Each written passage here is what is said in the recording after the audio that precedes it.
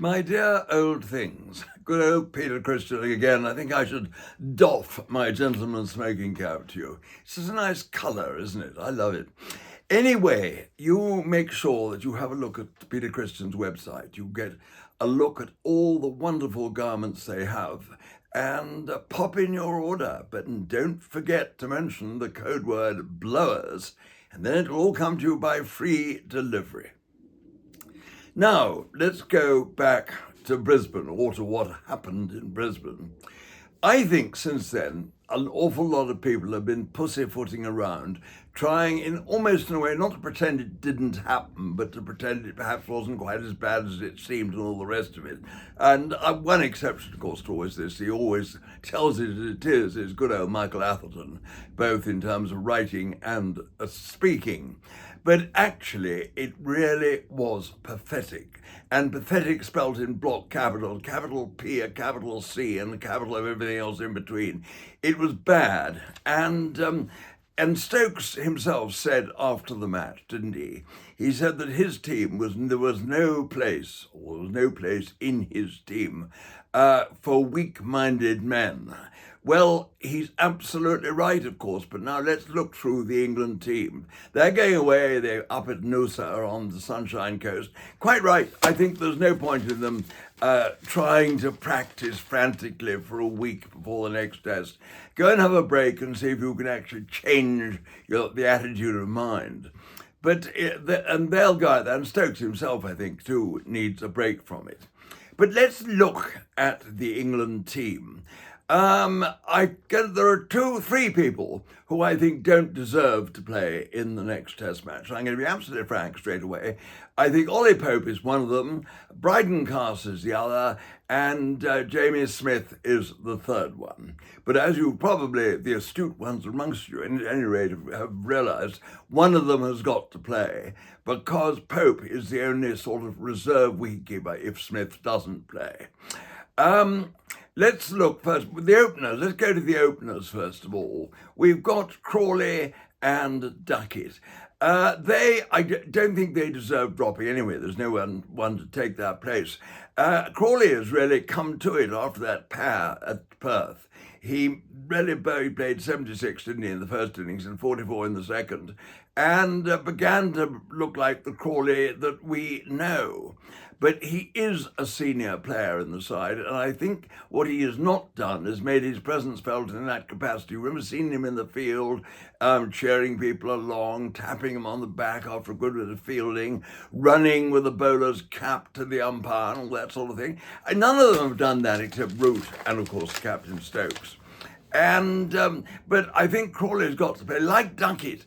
Duckett was a worry, wasn't he? He was unlucky in Brisbane in the second innings to get a shooter from Boland. But he is a talented batsman, and yet what has happened, I don't really know. And the fielding, he dropped 2 catches in that second innings. And really, he's got to pull himself together, because they were both takeable catches, and he knows that, and he's got to sharpen himself up. I think both he and Crawley need what I would call a really good kick up the backside, and we'll leave it at that. And of course, they play. But Pope is something different coming in at number 3.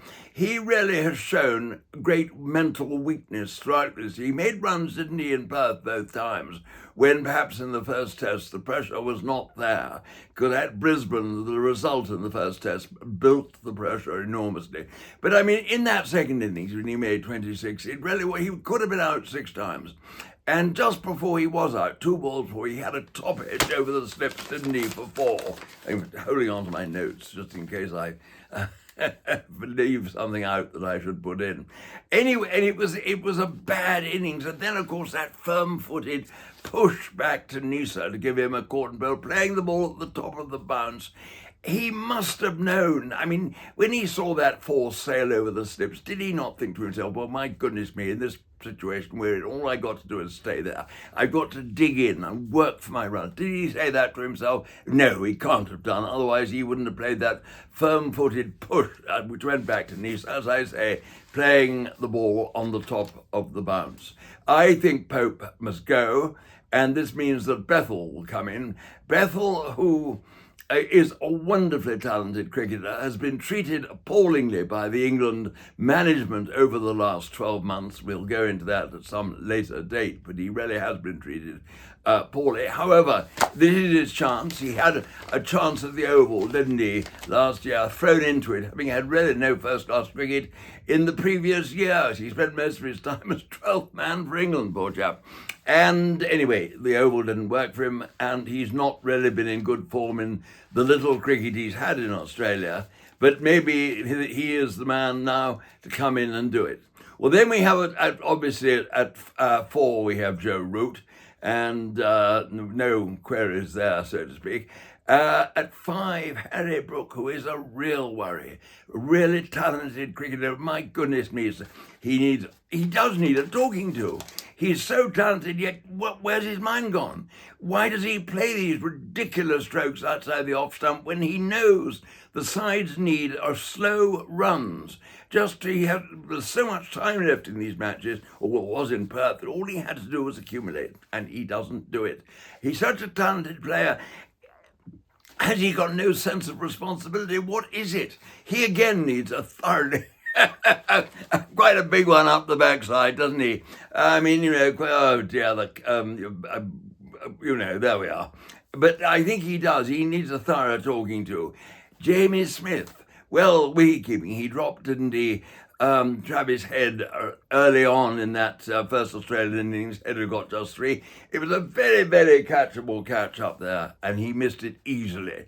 But either he or Pope, and I think I would prefer to keep Smith.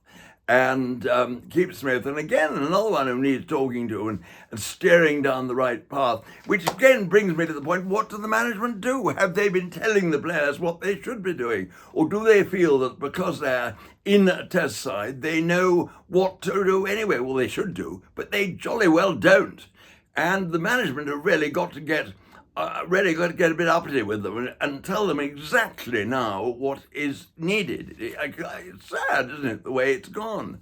And I mean, then Jacks, whose cricket has been largely white ball cricket, now here he was playing for England in a test match against Australia and showing the fight that the others didn't. He took that stupendous catch, the best catch I've ever seen personally in the middle distance when he removed Steve Smith.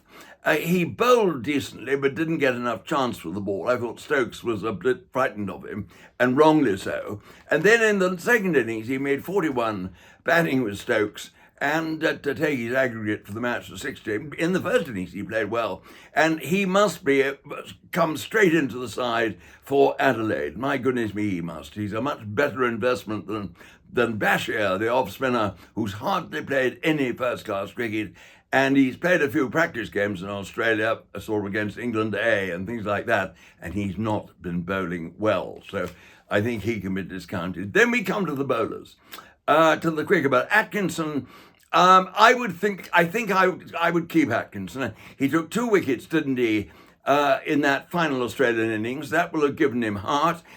Although when he batted, he came in and the Australians set a field, bowling short, the back for the hook, 3 in the deep and the mid-wicket. And what did he do? The first ball was short and he plunked it straight into Smith's hands mid-wicket. It was the most pathetic way of getting out from a man who scored a test 102. I mean, he has, and it was ridiculous, but there we are. Now, I know Cast took 4 wickets in that innings, but he dropped an absolute dolly in the covers, and I just felt that he wasn't really there with it. He bowled badly, he was short, he was over, he couldn't get into a length, and you may say none of the bowlers could. Well, I thought he was the worst of all. I thought he was very ill-disciplined, lucky to get those wickets, and I certainly wouldn't play Cast, and I think it was all encapsulated too by that really shocking drop in the covers.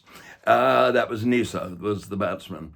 And so it goes on. And after that, Archer, of course. Archer's been splendid, and Archer's bowled his heart out. A little bit unluckily, I'll keep him in spades, but I don't think he needs any encouragement. He knows where his duty lies, and he will do his best. They're playing against a side that's been magnificently led by their sort of second in command, Steve Smith, who is a very well-known captain, as we know, until he suffered from the David Warner ball tampering incident in South Africa and lost the captaincy. But Australia have won all the crucial points. They're an efficient side. It's all gone so very well for them. They've dropped no catches at all, and I haven't got on to the England fielding. They dropped 5 catches, and at least 4 of those were takeable.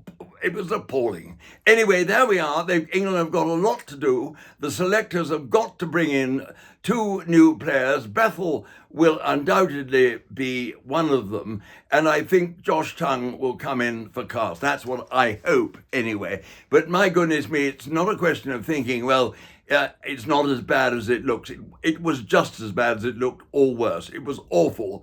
And people have really got to flex their muscles now and get down to it and get on with it. And they've got to be led, first of all, by Stokes and then by McCullum. And, of course, Peter Christian. Well, have a look at the Peter Christian website, and I hope you've been admiring my lovely gentleman's cap. It's very good, gentleman's smoking cap. Not that any of us smoke these days, but that's what it's called. Anyway, carry on, fine, go on to the website, the Peter Christian website, see all those lovely clothes, order them, and don't forget to mention the code word blowers, and then you'll get it for free delivery. See you tomorrow.